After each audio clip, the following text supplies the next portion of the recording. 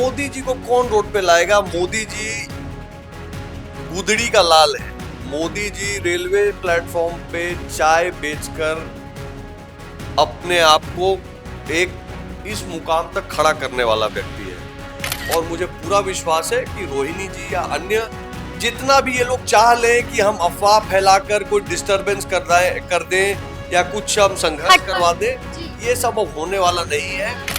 क्या एजेंडा है किसी को पता नहीं है, खाली एक ही बात आती है कि अल्पसंख्यक के लिए आरक्षण दे देंगे, ओबीसी का आरक्षण काट के दे देंगे। अगस्त तक आप देख लीजिएगा देश में ऐसे बड़े निर्णय होंगे जो सही में मतदाताओं का मन प्रसन्न कर देंगे। नमस्कार, हमारा नाम है समरीन और आपने देखना शुरू कर दिया है लाइव सिटीज।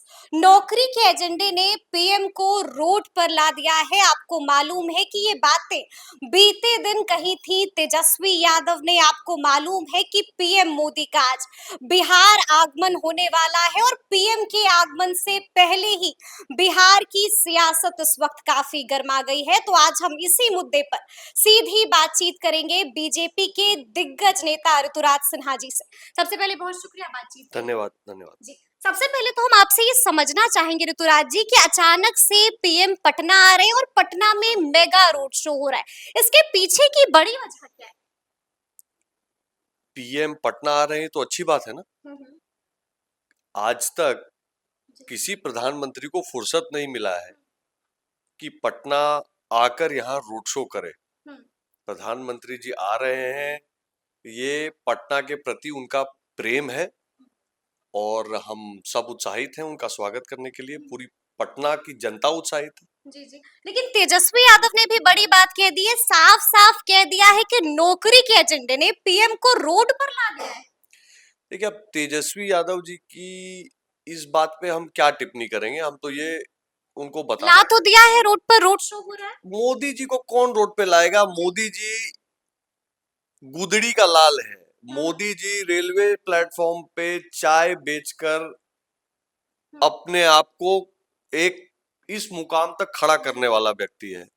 मोदी जी गली क्या और प्लेटफॉर्म क्या, मोदी जी पूरा देश जमीन पर घूम घूम के देखे हुए हैं, वो जमीनी नेता है। तो मोदी जी के लिए बात करना कि रोड पे ले आए ये तो ये बचपना है। और मैं तो ये कहूंगा कि तेजस्वी जी बिहार के जो उन्होंने अपना जो ये बार बार रोजगार की बात कहते हैं, तो जनता को ये भी बताएं कि उनके जो विभाग थे उसमें उन्होंने कितना रोजगार दिया। उनके पास स्वास्थ्य विभाग था ना, उनके पास अन्य विभाग थे, उन विभागों में उन्होंने कितना रोजगार दिया। और उनके पास जो विभाग नहीं थे, जो नीतीश कुमार जी के अन्य विभाग थे, उनमें कितना रोजगार मिला, ये सच्चाई बता दें।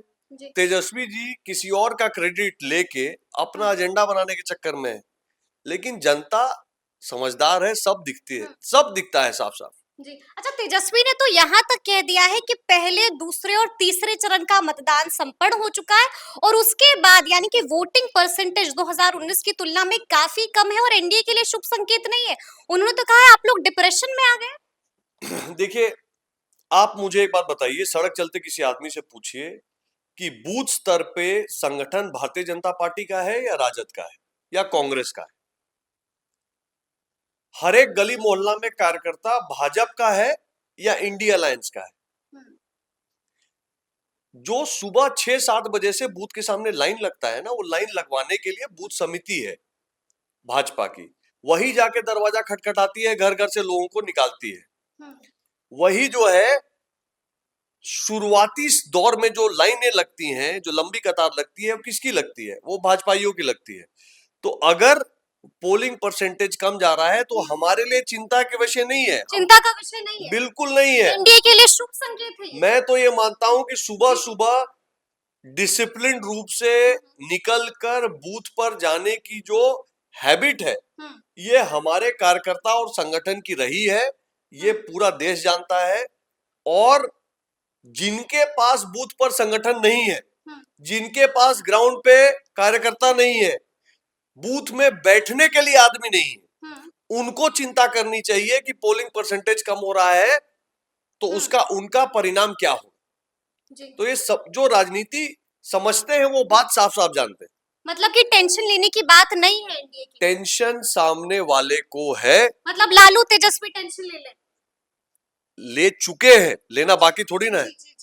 अच्छा, हम ये भी समझना चाहेंगे आपसे, क्या कुछ और करने जा रहे हैं पीएम मोदी, क्या कुछ होने वाला है, आगे का एजेंडा क्या कुछ होने वाला है? देखिए, प्रधानमंत्री मोदी जी तीसरी बार प्रधानमंत्री का शपथ लेंगे, इसमें किसी को देश में डाउट नहीं है। लोग चर्चा क्या कर रहे हैं कि भाई 400 सीट आएगा, 350 सीट आएगा, 300 सीट आएगा, नहीं 370 सीट आएगा। मूल विषय यह है कि बहुमत की सरकार बनेगी, 400 सीट भी आएगी, प्रधानमंत्री मोदी जी ही बनेंगे। और मोदी जी ने साफ साफ कहा है कि उन्होंने सारे सरकारी विभागों को, सारे सेक्रेटरीज को, सबको बता दिया है कि अपने अपने विभाग का 100 दिन का रोड मैप रेडी रखें। अच्छा। प्रधानमंत्री मोदी शपथ लेंगे और आने वाले 100 दिन अगस्त तक आप देख लीजिएगा, देश में ऐसे बड़े निर्णय होंगे जो सही में मतदाताओं का मन प्रसन्न कर देंगे। मैं एक बार फिर आपको संकेत कर दूं, अगस्त महीने में ही 370 बिल्कुल हटा था। अगस्त महीने में ही राम मंदिर का शिलान्यास का कार्यक्रम हुआ था। तो एक पैटर्न है, आप देख लीजिएगा कि देश इस बात को समझता है कि मोदी जी को प्रचंड बहुमत से जिता के हाथ मजबूत करेंगे तो प्रधानमंत्री और बड़े फैसले लेंगे जो देश का मन प्रसन्न कर देंगे। मतलब कि अगस्त में फिर से कुछ बड़ा करेंगे पीएम मोदी, अगर तीसरी बार भी प्रधानमंत्री। अगर मगर तो है ही नहीं, इसमें प्रधानमंत्री तो हो ही रहे हैं। मैं एक बात कह रहा हूं कि 100 दिन का एजेंडा बना है, ये अखबारों तक में आ चुका है, लगातार इसकी बात हुई है।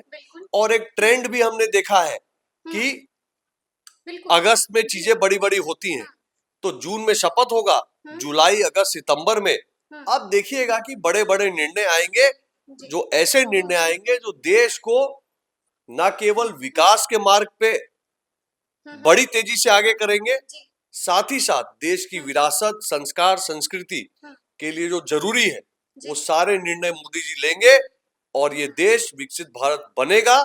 ये मोदी की गारंटी है, ये मोदी की गारंटी है। लेकिन हम आपको बता दें कि रोहिणी आचार्य वो भी लगातार गारंटी पर टिप्पणी करती आ रही है और बीते दिन रोहिणी आचार्य ने भी बड़ी बात कह दी, साफ साफ कह दिया कि चाचा जी एक बार फिर से प्रयास कर रहे हैं, यानी कि साफ संकेत दे दिया है कि फिर से कोई खेल हो सकता है।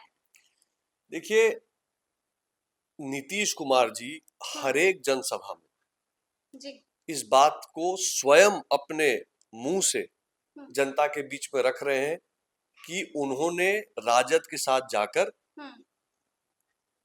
अन्य लोगों के एडवाइस पे कुछ चूक कर दी थी। और ये खुद माननीय मुख्यमंत्री जी का बड़प्पन देखिए कि स्वयं स्वीकार रहे हैं और ये भी कह रहे हैं कि अब भाजपा के साथ ही विकास होगा, मोदी जी के मार्गदर्शन में ही बिहार का विकास होगा। ये पूरी जदयू, नीतीश कुमार जी स्वयं कई बार कह चुके हैं, इस पे मैं क्या टिप्पणी करूं। हम सब उनका स्वागत करते हैं और मुझे पूरा विश्वास है कि रोहिणी जी या अन्य जितना भी क्या कहें महागठबंधन, जितना भी ये लोग चाह लें कि हम अफवाह फैलाकर कोई डिस्टरबेंस कर दें या कुछ हम संघर्ष करवा दें, ये सब अब होने वाला नहीं है क्योंकि जनता का मूड सबको साफ दिख रहा है। अच्छा, ये सब होने वाला नहीं है, लेकिन क्या ये होने वाला है कि बिहार में इस बार एनडीए को 40 में से 40 विक्रराज जी?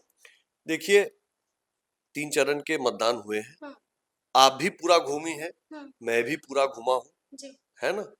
जनता सड़क पर निकल के बोल रही है। मेरे साथ कई ऐसे प्रकरण हुए हैं जहां क्या महिला, क्या बुजुर्ग, क्या किसान, क्या मजदूर, क्या दुकानदार और क्या पढ़ा लिखा युवा, सबसे बात करिए। एक बात साफ है कि देश के लिए कौन करेगा? मोदी जी। विकास कौन ला रहा है? मोदी जी। गरीब को अनाज कौन दे रहा है? मोदी जी। सामने क्या एजेंडा है किसी को पता नहीं है, खाली एक ही बात आती है कि अल्पसंख्यक के लिए आरक्षण दे देंगे, ओबीसी का आरक्षण काट के दे देंगे। राजद ने भी घोषणा पत्र जारी तो किया है। सीधा सा बात है कि राजद और इंडिया अलायंस और कांग्रेस का तो एजेंडा खाली जो है हिंदू मुसलमान है, तुष्टीकरण की राजनीति है। बात बाकी विकास की बात हो, देश की बात हो, गांव की बात हो, गरीब की बात हो, किसान की बात हो, तो मोदी जी कर रहे हैं। तो देश देख रहा है कि एक तरफ भविष्य है और दूसरे तरफ लालटेन युग है। जी। तो बिहार समझता है और बिहार अच्छे से जवाब देगा। मतलब कि 40 में से 40 इस बार। आप निश्चिंत रहिए, जी। बिहार पूरी तरह से मोदी जी के साथ खड़ा है। और ये मैं कम से कम 16 लोकसभा क्षेत्र घूमने के बाद आपको कह रहा हूं। 16 लोकसभा क्षेत्र घूमने के बाद कह रहा हूं, तो सुना आपने कि क्या कुछ कहा है ऋतुराज सिन्हा जी ने। तो अब देखना होगा कि आगे आगे क्या कुछ होता है। तो ऐसे तमाम अपडेट्स के लिए ऐसे ही हमारे साथ बने रहिएगा और देखते रहिएगा लाइव सिटीज। बहुत शुक्रिया।